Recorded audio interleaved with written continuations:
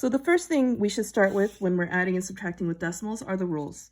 So the rules, there are two main ones. Usually people start with lining up the decimals, but I like to start with adding the decimal onto whole numbers, because that's the first thing you should do. Check out the problem. If there are decimals on some numbers and not on the others, make sure to add a whole decimal onto the whole number.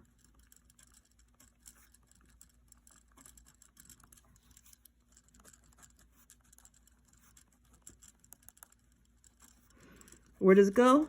On the end. One way to remember this, one tip is think of money.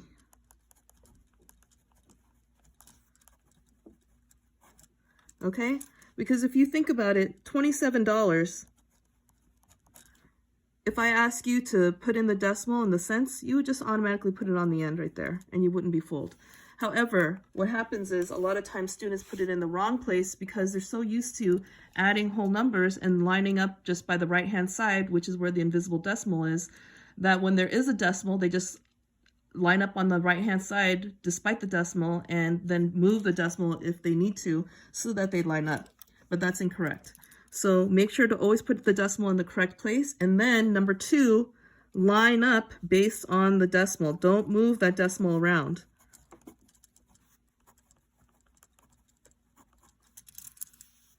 So let's start with some examples. Example 1, $35 plus 1.7.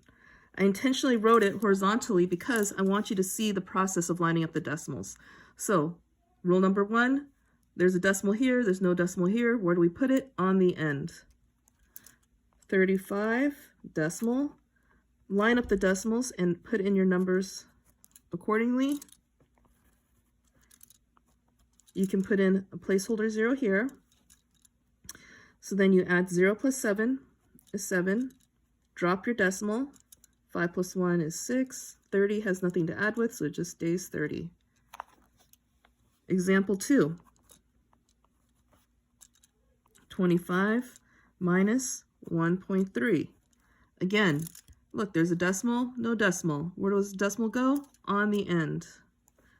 So then it's 25 decimal. Line up your decimals. 1.3, the 1 goes in the ones place, the 3 goes in the tenths place. Subtract. Don't forget to put in your placeholder 0. Okay, so at this point, make sure that you follow your rules. 0 minus 3, there's nothing for the 3 to take from, so you have to borrow. One of these, the 5 becomes a 4. We take one of these and turn it into 10 of these. So 10 minus 3 is 7.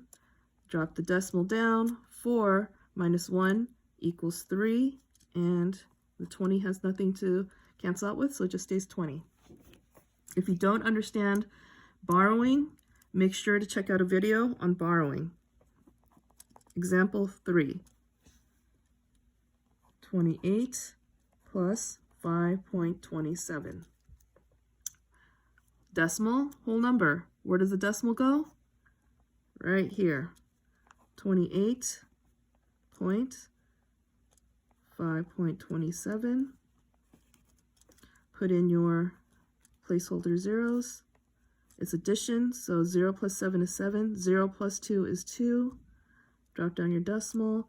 5 plus 8 is 13. The 3 goes in the ones place. The 10 from the 13 goes in the tens place and becomes 10 plus 20, which is 30. Again, if you don't understand that step, check out the video on regrouping, which has carrying and borrowing. Last example, this is kind of the challenge problem here because it requires borrowing from zeros, which is usually the thing that my students have the most trouble with. Decimal, no decimal. Where does it go? On the end.